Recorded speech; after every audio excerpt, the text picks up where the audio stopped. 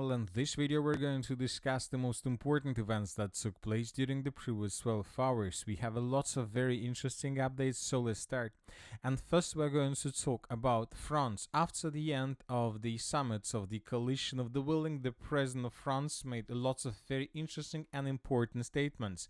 Macron says that 26 countries have agreed to participate in sending troops to Ukraine post-war as a part of a reassurance force. They will include land, air, and sea-based roads. The coalition of the willing includes 35 countries, 26 of which have pledged to deploy forces in Ukraine. The line of defense for Europe today is the front line in Ukraine.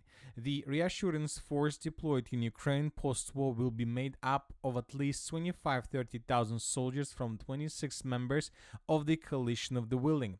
Putin does not want peace in Ukraine. The rapprochement between America and Europe is essential to support Ukraine. Few more statements were made by the president of Ukraine, Zelensky. He said that the main factor in security guarantees will be a strong Ukrainian army, and weapons supplies also are planned. There will be a presence of foreign troops. We understand the approximate number of countries that have agreed, but we cannot name the exact number. So after this wishful thinking period ended, the president of the Russian Federation made his own statement regarding France, regarding Zelensky, regarding the coalition of the willing. Russia will consider any troops on Ukraine territory as legitimate target for destruction. Moscow is the best place for summit between Russia and Ukraine. Putin said he is ready for contacts with the Ukrainian side, but sees no point. It will be almost impossible to agree on key issues with the Ukrainian side. According to the Ukrainian constitution, agreements on territories must be approved by referendum, but for this, martial law must be lifted. Kiev recently ruled out the possibility of contacts with Russia, and now they're asking for such contacts. Security guarantees must be for both Russia and Ukraine. No one has discussed them at a serious level yet, the president noted. Drawing Ukraine into NATO directly affects Russia's interest in the fields of security. Russia has never objected to Ukraine's integration, a force in the European direction. Putin called Ukraine's desire to join the European Union a legitimate choice. So as we can see, both the Russians and the European countries and Ukraine are not ready to finish the conflict with the diplomatic way, which means that most likely the special military operation will continue. The Russians will continue their offensive operation until the situation will allow to start real diplomatic talks. Now let's discuss the situation on the ground, and first let's talk about the northern Ukrainian direction, about the city of Chernigov. During the previous 24 hours, another Iskander strike was recorded. The Minister of Defense of the Russian Federation published this video where we can see how, according to the Minister of Defense of the Russian Federation, the Ukrainians were planning to send drones deep inside of the territory of Russia. But the Russians attacked this convoy with Iskander missile with the cluster rounds. Later, Ukrainian sources reported that these vehicles didn't belong to the Ukrainian armed forces, and these vehicles belong to volunteers who were planning to clear the area around the border from mines. So two completely different positions, very interesting situation. Now let's move further and let's discuss the situation in the Zaporozhye direction. During the previous days, the Russians continued their attempts to attack the settlements of Novodanilovka, Malotakmachka, and Orikhiv. Russians were using armored vehicles and tanks, infantry fighting vehicles to attack Ukrainian positions. Ukrainians were repelling Russian attacks mainly with the use of FPV drones. So as you can see, another offensive operation from the Russian side failed, but most likely during this attack, the Russians managed to get very important information, the positions of Ukrainian FPV drone operators, which most likely later were destroyed by Russian fire. As for the settlement of Malotakmachka, the pro-Ukrainian resources reported that the Ukrainians managed to counterattack in this area and to restore control over additional territories in the southeastern part. Now let's move further and let's discuss the situation in the eastern Zaporozhye direction. During the previous 24 hours, several changes on the ground were recorded. Neutral mappers reported that the Russians continue advancing further in the western direction, and as a result of clashes, the Russians managed to maintain the lines between the settlements of Kamyshevacha and Vorona. Now we see that the Russians are getting closer and closer to the next city in this line of attack, the village of Ternova. At the same time, the Russians are bombing and attacking Ukrainian positions along the main defense belt in this area. Ukrainians suffer huge losses. The Russians are moving further and further and further. At the same time, several pro-Russian resources and the Minister of Defense of the Russian Federation claimed that positions of the armored forces of Ukraine along the border between Donetsk and Dnipro region were taken by the Russians, and several pro-Russian resources adjusted their map accordingly. So according to information we have, according to the report of the Minister of Defense of the Russian Federation that was reported yesterday, the armored force of Russian army managed to take under complete control positions, towns, villages, and territories in the area of the responsibility of the group of forces East. We are talking about, first of all, the village of Tolstoy, the village of Zelený Gai, and the village of Andreevka-Klivtsova. Once again, several pro-Russian resources colored this territory in Russian favor.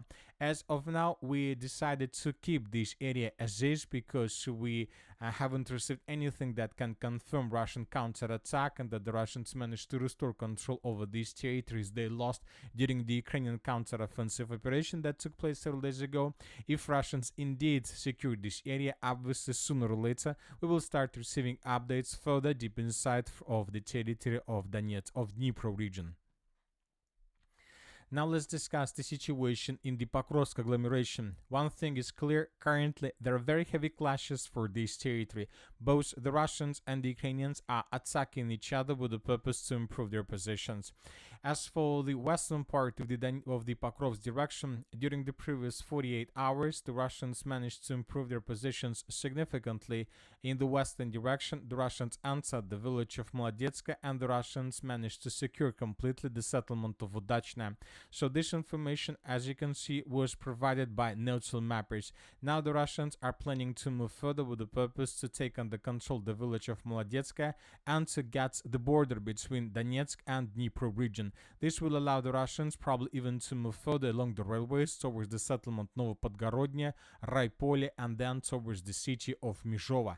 The Russians may use these roads of attack with the purpose to outflank the settlement of Novopavlovka and to cut the Ukrainians in Cauldron. As for the city of Pokrovsk, during the previous 24 hours, additional changes on the ground were recorded. The Russians managed to dig in deeper and dig in this deeper significantly in the southwestern, the southern, and in the central parts of the city of Pokrovsk. Lots of very important and strategical positions were taken by the Russians in the central part of the city.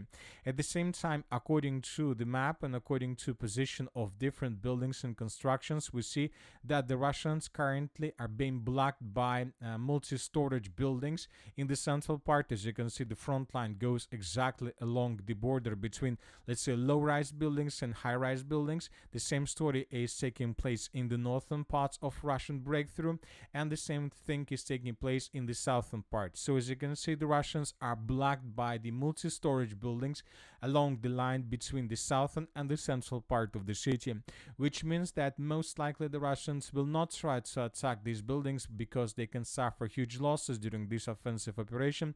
Very high chances that from this very moment the Russians can change their vector of offensive operation, and they may try to establish complete control, first of all, over the western part of the city of Pokrovsk. We're talking about this territory that goes along the railways of the city and M30 road. So something like this, the Russians can be tasked to take under control in coming days or even weeks. This is very important and interesting possible offensive operation because if Russians are able to get as close as possible to the interjections of roads of M30 and N32, so we're talking about this area, if Russians are able to establish complete control over this territory, this can lead to complete collapse of Ukrainian logistics because the news around Ukrainian main logistic roads would be tightened. Ukrainians will be left just one line for support. We're talking about this yellow line that goes from the central part of the Pokrovsk agglomeration in the direction of the settlement front of Grushino. Furthermore, this road, as you can see, goes along fields under the open air, and obviously the Russians will be able to establish complete FPV drone control. So it seems that we're not going to see the full battle, the entire battle for the city of Pokrovsk. The Russians will try to take strategical positions, and this is going to be over for Ukrainian side.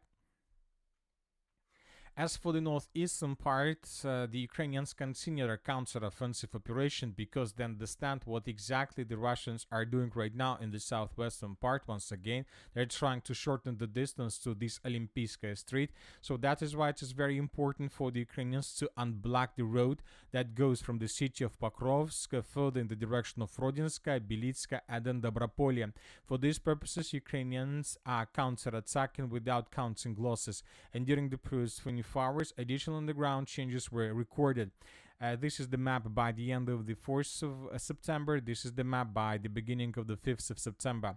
Pro-Ukraine Resources published a video from the area of the settlement by the name of Zatishak.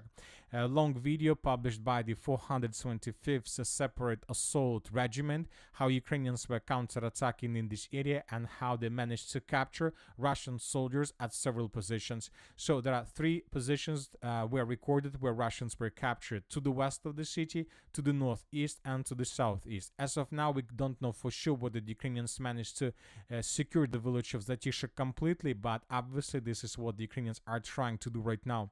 Starting of the 5th of September of 2025, we got lots of reports that Ukrainians began counter-offensive operation from the villages of Vladimirivka and Shakhova in the southern direction with the purpose to restore control over the villages of Vladimirivka, Pankovka, Mayak completely, and to attack Russians in the area of Boykovka, Novotoretska. Ukrainians currently are carrying out very powerful counterattacks. It's very important one. Once again, if they restore control over this territory, then the Ukrainians will be able to start breathing with fresh air when talking about the entire Pokrovsk agglomeration. As for the eastern flank of the Pokrovsk Mirnograd agglomerations, during the previous 24 hours, we restored control over the Mirnogradskaya mine under Russian control, and several pro-Russian resources adjusted the map to the east of the city. But as you can see, without anything that can prove all these things. Now let's move further and let's discuss the situation in the Liman-Siversk direction. The Russians continue their offensive operation. Several counterattacks carried out by the Ukrainians were recorded to the northeast of the city of Siversk. The Ukrainians counterattacked and restored control over some positions. Furthermore, the Ukrainians continue their counterattacks in the area of the village of Redkadub. As a result of counterattack, the Ukrainians once again managed to answer its central part.